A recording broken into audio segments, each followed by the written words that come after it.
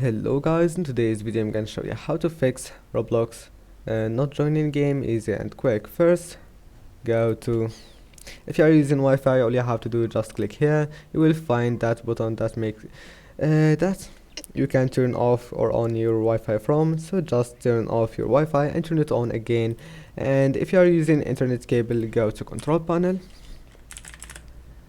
and then go to view network status and tasks, and after that change adapter settings.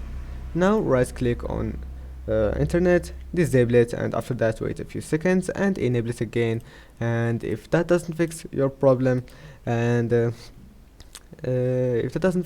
just click here and try to restart your computer. And if that also doesn't fix it, then it means that you have to reinstall Roblox.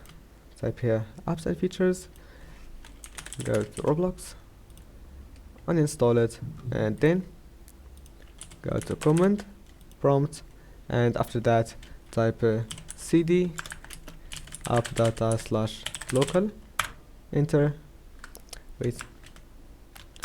cd app data slash local, and click enter. And after that just copy what I'm typing here,